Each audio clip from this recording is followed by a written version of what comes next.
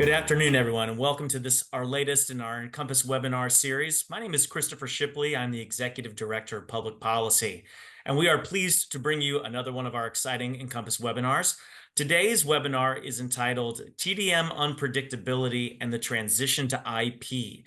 Why having the right partner for network transformation is key, and we're thrilled to have one of our marketplace members, Transaction Network Services, TNS, join us today. You know, IP interconnection and the TDM transition is an important topic to our members. It's one that our robocall working group has been very interested in when it comes to how do we further the implementation of things like STIR/SHAKEN, NG911, and rich call data, which will encourage greater and more accurate call labeling. And at the same time, we recognize that this is a bigger issue that has greater implications, intercarrier compensation, transport costs. These are all things that are implicated by the TDM transition, and we're thrilled to have two experts here today to walk us through some of the unpredictability that's going on in the market and the need to make that transition. So it gives me a great pleasure at this point to introduce Joe Dechant and Barry Metz of Transaction Network Services. They're going to lead us through today's presentation, and I'm going to turn the floor over to you, gentlemen. Thank you very much for joining us. That's great. Thank you guys very much for this opportunity today. We wanted to really walk the participants through the layout of our interactions today with how we will talk to really the unpredictability of TDM and what it's turned into over the last few years, especially the last 3 years. It's been a very sharp change in direction. And then what some of the key components as we look for partnering with our customers in the market and what they should be looking for in a transformation partner, and how we have the right approach, solution sets that really blends to what the operator is looking to do. Every operator does have very different networks, and it requires flexibility. So we'll get into those items and really walk through some of the solutions we see today to help operator community look at where to get started with their journey, and each one of those will certainly have an opportunity for them to evolve and take very positive steps forward, and then map out a phase plan that can work for them as we move forward. Then we'll wrap up with some Q&A. That's great, Joe. Well, let me set the stage a little bit, I think, with our first question, right? Which is, within the last 2 years, TDM-based networks, have become very unpredictable, and providers are sort of increasingly recognizing the benefits of transitioning to IP. Can you start us off by telling us a little bit more about that? Yeah, I think what's really been at the crux of all of that is that as operators have been migrating to STIR/SHAKEN with regards to getting call authentication into the path, the actual amount of capacity has materially shifted off. Therefore, from a general economic perspective, with the less volume in the network, the overall costs of supporting network have been going up. And with that, we've seen some really important changes as far as carrier support, on how they're supporting TDM, the resources for it, as well as ultimately the amount of traffic that now is shared or exchanged at the national level has significantly changed the underlying TDM infrastructure. So each layer of the ecosystem, we're seeing vendors, customers, and key providers that are shifting their focus away from it, which is driving the costs up, and it's ultimately putting a lot of pressure on the operator community. I see a lot of competitive constraints, probably some very unforeseen implications from implementing STIR/SHAKEN is the competitive nature of what's happened, on where companies are required to do certain interconnects via TDM. So I do believe that there's an opportunity to make a shift here. Probably one of the other things we should map out here is that as these networks have shifted to STIR/SHAKEN and open up the path towards IP, not only additional revenue opportunities are unlocked by the ease in implementing new solutions into the IP domain, but it's as much about voice security, providing new advanced applications to detect risks in phone calls and continue to support operators in delivering a trustworthy experience to the consumer. So those are all great reasons of why we see this transformation as an opportunity for the operators to get to a new environment here. Now, I did touch a little bit about some of these key items. As you look within the ecosystem today, a lot of the operator community is looking at how will their life cycle be impacted. What will be the key suppliers? There's been some pretty recent news around some very large suppliers in the space and how they're shifting focus and shifting, products and not even, turning certain solutions down as they shift priority to, fiber or to, cloud-based solutions. That leaves a large market segment that has a need for a migration and a network transformation approach. As we look to what's happening in the ecosystem, there's a large number of folks that have really seen an entire life cycle of the technology that ultimately is transitioning either to new roles, chasing new technology deployments. And we're seeing, the resource shift with expertise to run, which was a very complex and multi-layered architecture. So when you put together, supply chain challenges, key vendors, shifting focus, the price ups, and then ultimately the operational support day to day, it really brings a lot of pressure to the operator community, to maintain these legacy networks. And with operators deploying Stir Shaken, for the operators that have not or have gaps in their portfolio, there's still quite a few networks out there that don't have coverage. A very large amount of TDM still exists. The evolution of Stir Shaken, the evolution of analytics is set in the middle, is getting even more complex, and the opportunity to make changes is ultimately going to help to improve those consumer experiences as we move forward here, which is not possible in the current TDM network. So, Joe, this is really helpful. I appreciate you sort of setting the scene there. I couldn't agree more, particularly with Stir Shaken is getting more complicated, or at least we need to sort of identify and standardize more solutions in order to make sure that it's working the way that it's intended to. But, what should telcos be considering, in terms of making the evolution to IP a success, and what kind of solutions and solution sets are needed to accomplish this? Yes. So, the main things that we're looking at is, really understanding the operator's current situation, using our insights to our current customer architectures, as well as the products that they have with us. We spend time with our customers to really map out a plan for them that makes sense. There's a lot of places that we can get started at with the project.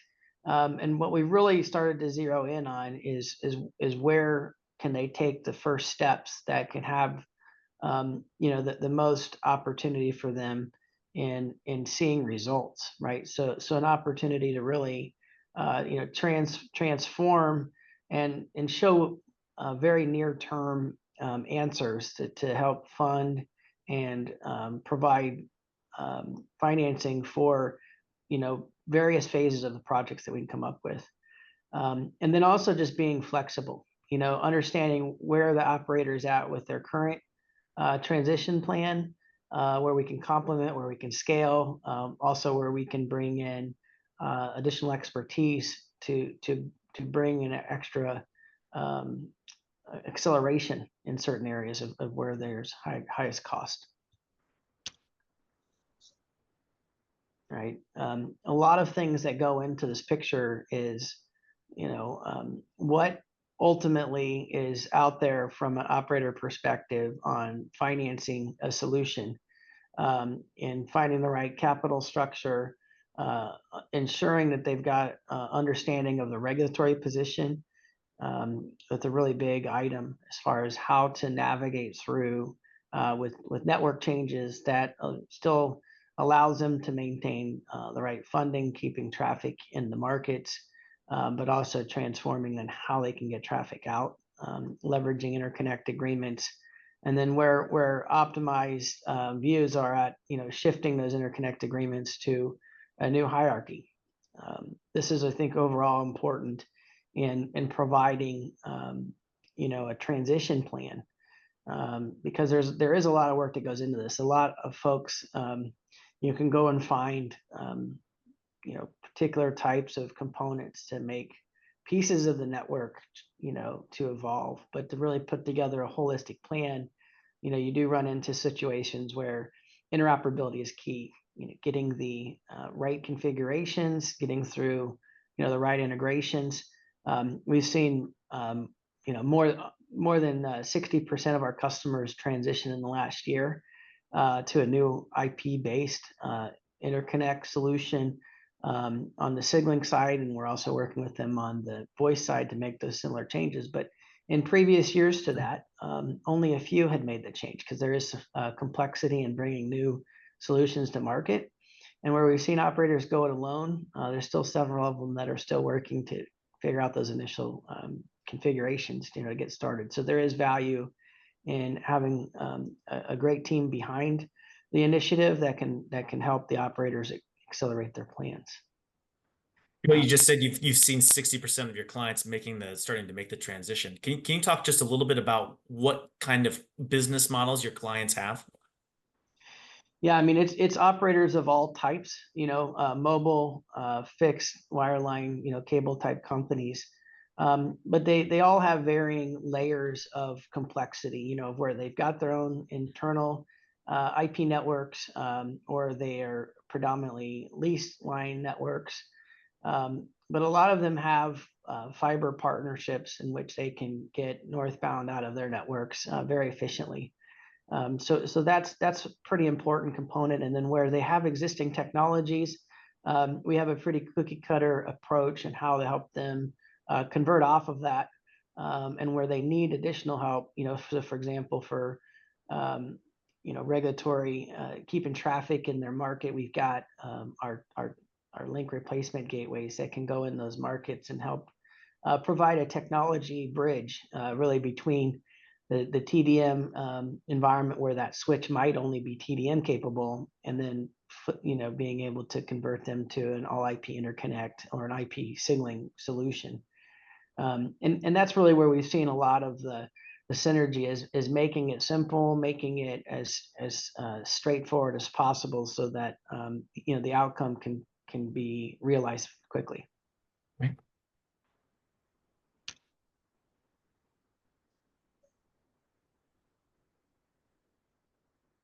Okay. So as we head into our overall solutions sets that come into the picture, there's quite a host of considerations that have to be put into the picture. Probably one of the most important ones as we think through the customer's transformation journey is ultimately where are they at, and where are they currently investing, and where can we complement that. What we found is that as operators look, they've got an access side where they've got their residential customers, and they've got our enterprise customers, small, medium business customers on the access side. And then on the backside of their business, they've got interconnect partners, off-net connectivity. And most of our areas of focus to get the project off to a fast start, we start with the interconnect side of where the cost and the TDM price increases are happening the most is in the off-net interconnects, of where that operator, they don't control the TDM transport, and they don't control really the charging model for those interconnect costs that they lease from other providers. So in that space, by being able to focus them on an off-net conversion, it can help them, to position each one of these layers. And so whether it's a signaling or trunking migration, it has, peering partners engaged, it has rehoming activities. The overall end state of an architecture for the operator is key. And then where we need to support that operator's transition, we've got professional services with some of the industry's best people to help us make those transitions for them. And we ultimately overall help to simplify, the outcome, right? So when we simplify billing, the overall solution gets a lot easier to manage and to move forward with. Barry, you want to walk through? Yeah, well, and listen, Joe, this is all great. And Barry, before I turn it over to you, I just wanted to encourage those that are participating at home. If you have questions at home, if you have questions that you would like to ask of our panelists today, please, by all means, put them into the Q&A, which you can find obviously right down there at the bottom of your screen. It's our plan, I think, to handle that Q&A at the end of the presentation, but we'd love to populate the Q&A with some questions and have those ready for Joe and Barry at the end. Barry, I think as we start to move on and look at predictability, I mean, I think it's clear, that having a more predictable solution, would allow for greater flexibility. But I mean, could you just tell us, more about, some of the other advantages and key benefits? Sure, yeah, thank you, Chris. So I think Joe's kind of, done a pretty good job of kind of, summarizing the problem statement and, reasons why telecom service providers, need to begin to, migrate to all IP networks. I think we've kind of gone over a few of these components here. As we know, the cost of TDM circuits is continuing to rise to the point of just becoming cost prohibitive for the service providers. Maintaining a single IP network basically just streamlines the architecture. Becomes more state of the art, easier to maintain. Removing old equipment from the network obviously can reduce cost. As some of you may know, a lot of those old switches, they require a lot of power, they require a lot of air conditioning, and they're just very expensive to maintain. There's very little opportunity to scale the network, with TDM circuits no longer, being an option.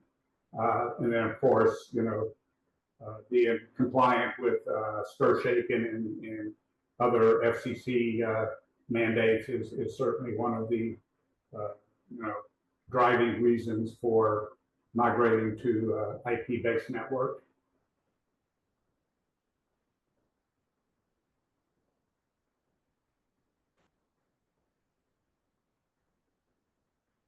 Okay, thank you, Barry. So I think what we really want to walk through here in the next stage is the as an operator, are you ready to make this shift, right? Are you ready to look at how can you get to an all IP voice network that complements the other shift towards IP networks? A lot of the companies that we work with, they are running many networks, and it puts a lot of strain in their business.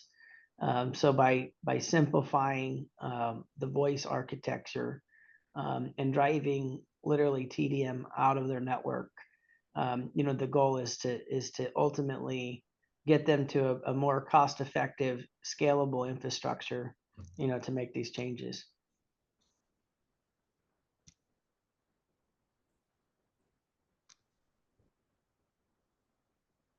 Okay.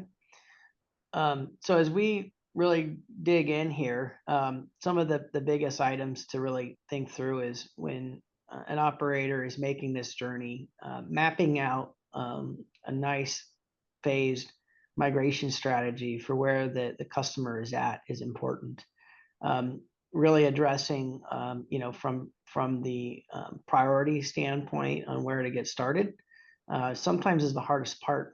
And what we have found is a recipe that brings a layer of execution, that the companies that we partner with and the companies that we deliver the solution to, ultimately brings savings early in projects, and it helps them accelerate the solutions through their business, through the network, and through to the actual benefit statement of cost realization, as they migrate from TDM to IP. It does require some really critical changes within how traffic is routed, and how traffic gets to and from the PSTN is one of the most critical components. But also it shifts the ultimate scale of where the ultimate traffic will live. And so as we have made investments over the past decade in our infrastructure and our interfaces to our customers, we are now seeing a lot of the benefit to how that can bring simplification to their voice architecture. The easier we can make it for the operator, it turns into an opportunity to provide best-in-class type solutions for how we keep consumers protected, as well as bring enriched engagements from enterprises to those consumers. That's going to become all the more important as we see very complex and concerning robocall scams that are coming. It's very critical that the carrier leverages the new technologies around call authentication to really help protect both sides of their customer bases, enterprises and consumers, with new solutions. Okay. And, Joe, I know that you all have prepared some diagrams, I think, to help us understand the steps involved in some of that migration and a recommended approach. I was wondering if you could just sort of walk us through some of those. Yeah, absolutely. So as part of the migration strategy, it's really to look and see where does the operator have the best opportunity to start. And in this particular case, what we find is being able to move their off-net traffic is one of the biggest and most important steps, because what it does is it frees up those local trunk groups to be optimized. In an all IP interconnect model, what's really important is being able to see a quick conversion. So being able to, number one, have a very comprehensive reach through the carrier infrastructure to bring diversity, robust routing across the nation, and being able to provide ultimate reach is important to being able to bring scale into the operator transition plan. So we usually start with the operator, if they don't already have an IP interconnect with us, getting that stood up, and then coordinating with them on a market by market basis. In some cases, simplifying it into aggregation pods as far as how we can organize customer networks, so that we can have a transformation initiative through various phases with different aggregation points in their network. A lot of times what we can see is customers have taken steps in certain markets, and they might be in the middle of some very complex switch conversions or replacing switches, and those business cases are usually pretty tough because it takes time and it impacts both sides of the equation. In our model, what we work on is really providing an overlay gateway that converts the customer from TDM to all IP for voice, and then work within the community to make sure that we can offload 85% of traffic very early in the project, so we can then start to disconnect to the TDM and really work to narrow down any remaining TDM in their network, right? So we have a methodology in which we go through to make these changes happen through access homing tandem and re-leveraging on-net footprint in order to shift traffic through an all IP architecture. The benefits here again go back to the fact that the operators now can more quickly bring services into this architecture faster, but getting at that ability to migrate the traffic is key. So just a quick summary here on the migration approach. Literally within the next quarter, you still have time to improve the budget before the end of the year to work with us to get down the path here, as we see some pretty robust approaches on offloading that legacy TDM and driving those costs out of the business. Part of this timing that's important is that there's a multi-layered type disconnect model that has to happen that can bring a tail to the cost structure for the operator. So understanding the nuance and how we disconnect, and ultimately how we help the operator move forward to see results. Everybody has fiscal responsibility to improve the cost structure for their businesses. So being able to deliver that very quickly is what helps build momentum to whether it's one switch to 15 or to 50 switches that somebody's got on up to tier 1 type networks. We have the opportunity to make these changes happen. Okay.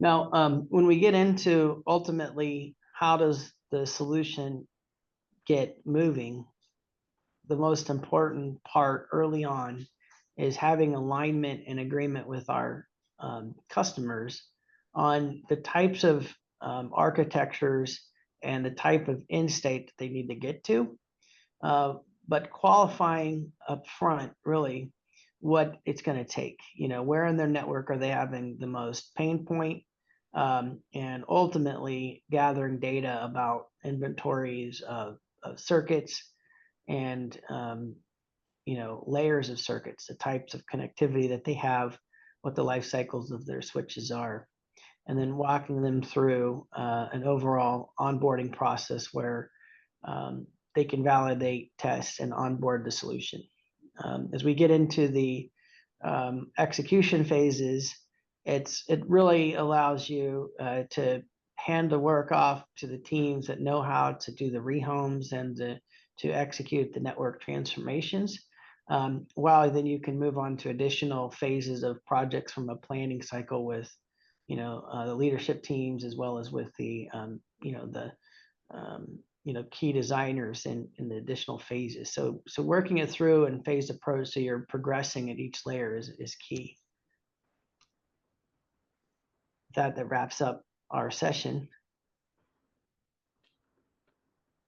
There we go. Well, that is really great information, and we do have a couple of questions here that I can get to, and the first comes from Eric, and this is Barry and Joe. I'll ask you to sort of put your prognosticator hat on, and this is always a fun one.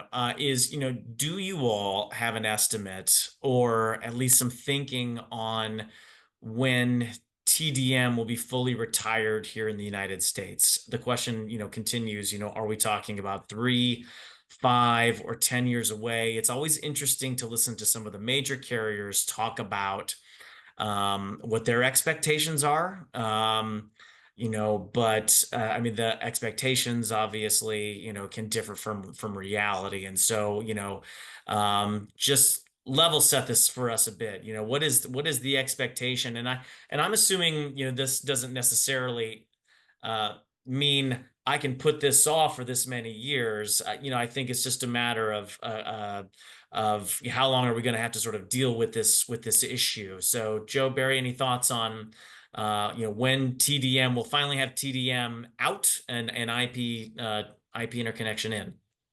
Yeah, so I definitely I think that's always a question we've wondered about, right? What we see is there's a tier one network that's stating that by 2026 that they will end of life TDM. When you think back over the last 5-7 years, we can see various mobile operators make very similar choices as far as shutting down TDM, transitioning off. Through mergers and acquisitions, we've seen other tier one networks starting to shut the TDM down.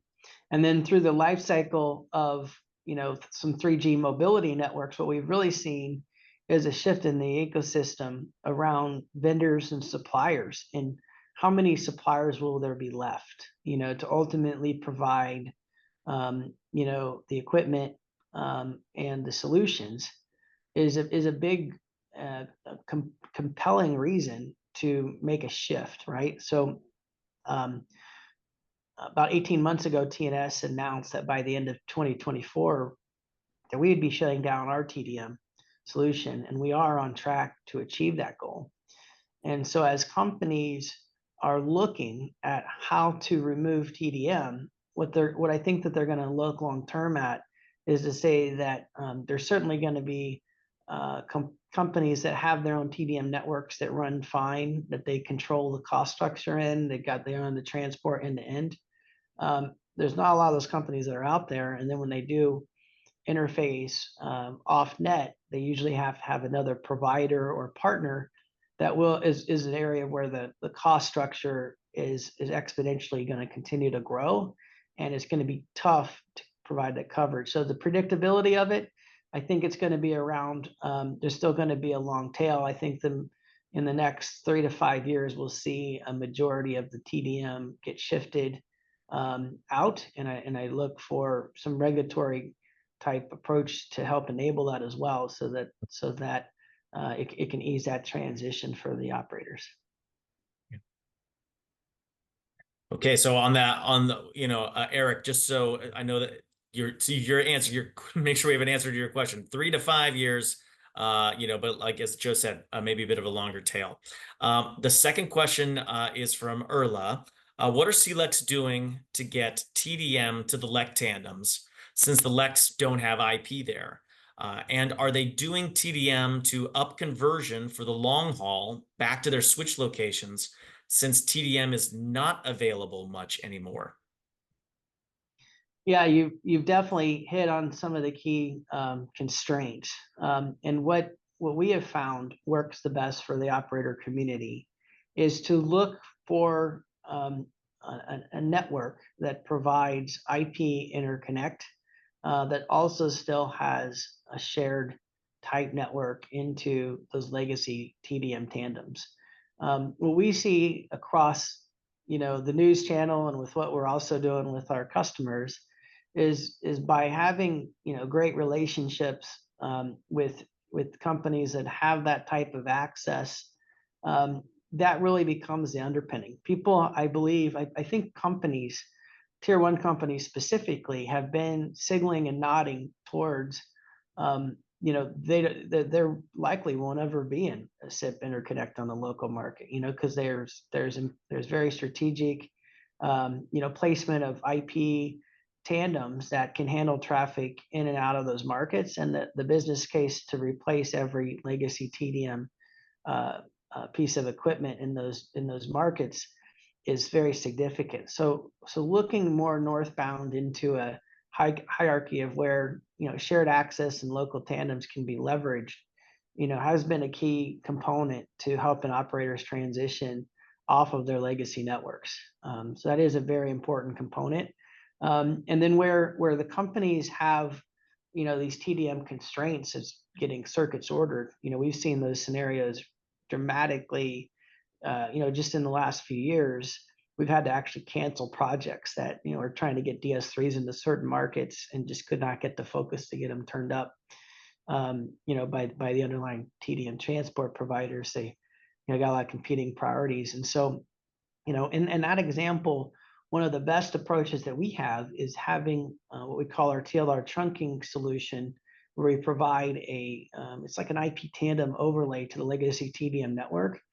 And then to the extent that the operator controls their own TDM, is where we aggregate to make the most economic sense to then bring the traffic all IP, all via SIP back into, the operator or TNS aggregation sites.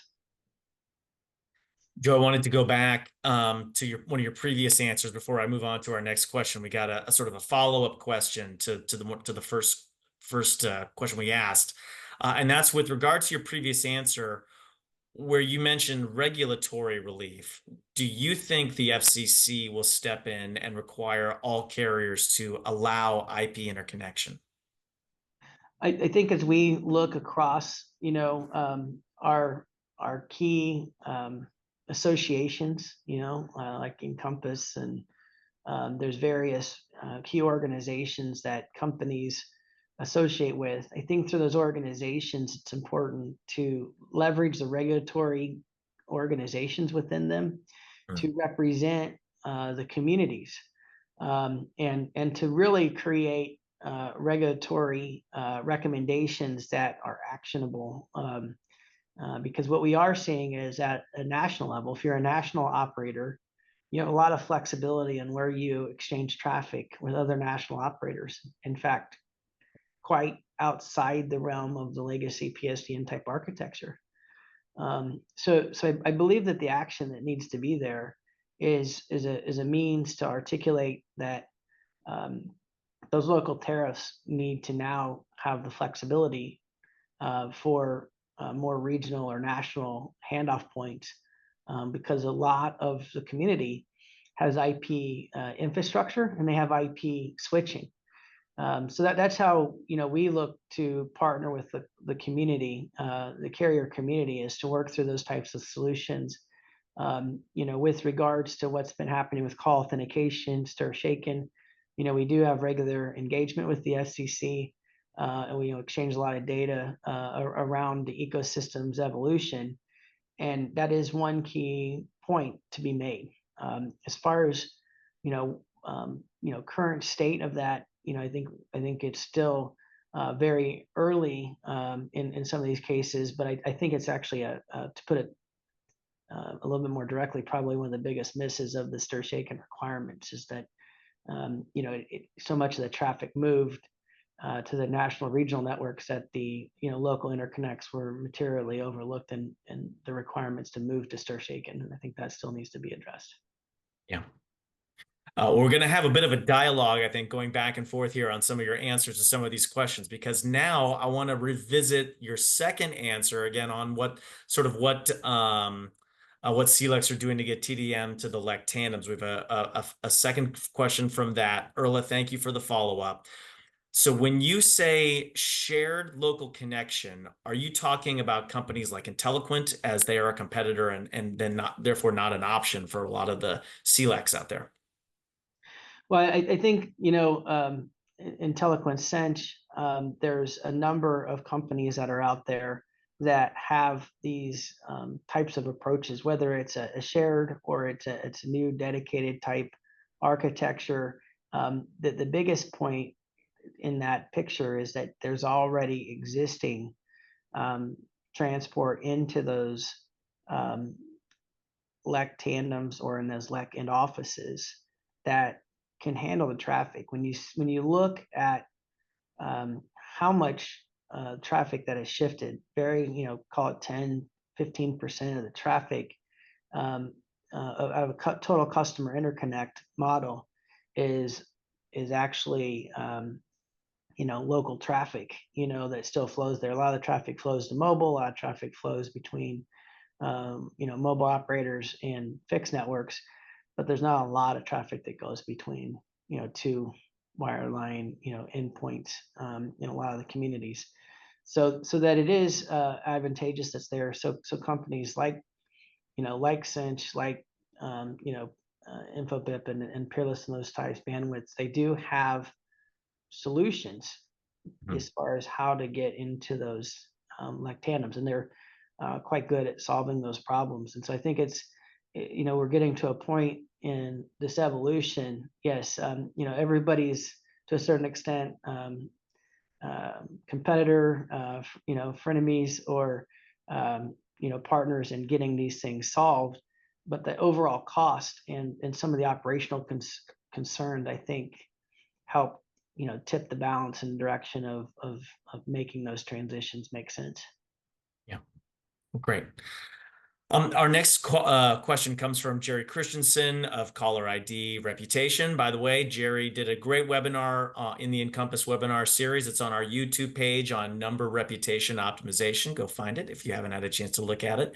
But Jerry's question is, has TNS determined the economic advantage of the industry migrating to all IP in support of consistently facilitating A-level attestation for rich call data? Yeah. So hello, Jerry. Thanks for the question. Yes. So I think that in this particular transformation that we're seeing in the network, a lot of the cost is driven by a few key line items, and that's the hierarchy or hierarchical components of TDM, and about every other cost that we look at, platform life cycle, saw switch, signaling costs, STPs, any layers of the additional architecture, really are far below what the TDM cost is at. So, when we've looked at some of these operators, it doesn't take too far into the picture to see millions of dollars a year in savings, 40-60% type cost improvements by moving to all IP. I think that you address those, and then getting attestation A, or getting the appropriate call authentication architecture in place is one of the great outcomes of it. That certainly brings interconnect. Interconnect accountability is what Stir Shaken really starts to improve upon there. As far as being able to then, have that trust between the interconnect community. But I do still see that there's a lot of gaps around, how operators that have invested quite materially in the consumer and the types of devices and applications that the consumers are using, the voice security modules, that I don't think, Stir Shaken goes as far enough to solve those problems. Especially when it comes to how brands interact with those consumers. And so I do think that there's some important work to be done to continue to bridge that gap. RCD is a really cool technology standard that can bring some promise in the future. There's just a lot of still TDM in the middle, and there's also just a very quickly evolving risk profile for the bad actors that's continuing to evolve faster than operators are evolving to solve the call authentication challenges in the middle. Jerry, I don't think that there's a simple answer that's there, but getting the customers, getting these operators off of TDM certainly improves attestation A, and that there should be great momentum in addressing that cost structure to help get there. Yeah, Joe, I appreciated what you said. I think earlier, in our Q&A, just about needing to sort of leverage your associations, I think, to sort of work on this issue. And that certainly is something that Encompass is doing right now in association with some other partners that care very deeply about this, including some of our own partners and then other trade associations that we've been working with that have been going into the FCC talking about IP interconnection for quite some time. So this is going to be an area, I think, where Encompass is going to be actively engaged, I think, certainly through the rest of this year and then into the future, I think, as we wait for the commission to give that nudge, I think, to get us to where we all need to go, particularly for the sake of being able to fully standardize Stir Shaken rich call data and some of these other IP-driven solutions. So appreciate you mentioning that. This is our last call for questions, as I think we have currently used up all of the ones that we have. But Joe or Barry, I'll give you guys an opportunity to give some closing remarks before I wrap up.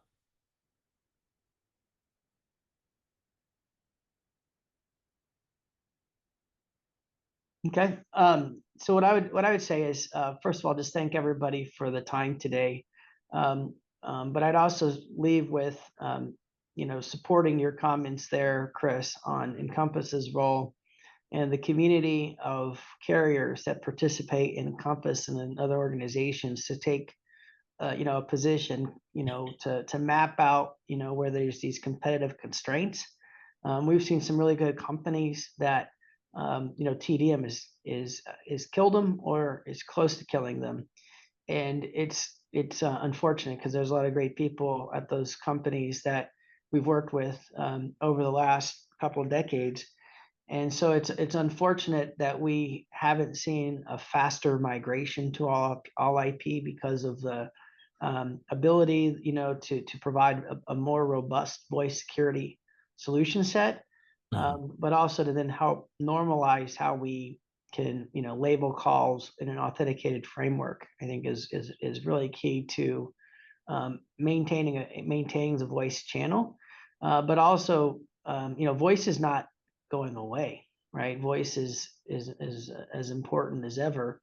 But we're also seeing, deep fake and various, threat vectors in really attacking these new approaches. And so the more complex those become, the more critical it is to have the right, voice security architecture and framework in place that call authentication and IP interconnect can bring. So there's a lot of compelling reasons, not only cost. And then for any of the tier one networks out there that have a lot of TDM and a lot of price ups for everybody, I do believe that they also have a constraint as far as how do they, get relieved of the accountability to provide that interconnect, because I think at the national and interconnect levels they've made choices that say they're really open to doing things all IP. So now how do we all just work together, to make sure that whether it's a local, regional or national type interconnect, that we can, level that, those barriers from the TDM marketplace. So Yeah. thank you all for your time today. No, thank you both. I appreciate it, Joe and Barry. And if there's anything that Encompass can do to facilitate, you getting in touch with Joe or Barry, please let me know. TNS is a wonderful marketplace member, always participates in our show, which, by the way, will be October 20th to 22nd this year in Denver, Colorado. If you haven't had an opportunity to register for that event, I want to encourage you all to do so.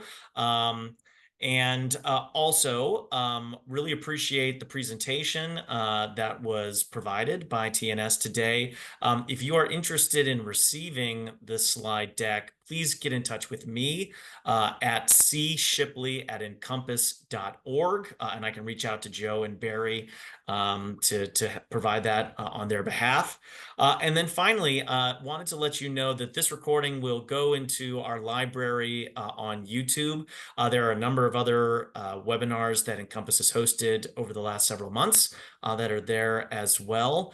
So you can find this recording at any time if you want to revisit our discussion today there at YouTube. We have a number of additional webinars, I think, in the pipeline, but we will hold on some announcements for now, but just keep looking out for our emails, which will include all of that information. And really appreciate everyone's attendance today, the questions, excellent. But last but not least, Joe and Barry from TNS, thank you both so much for your presentation today. And again, looking forward to the continued partnership with TNS and to helping you grow your business and help some of our members with their find some predictability when it comes to their TDM transition.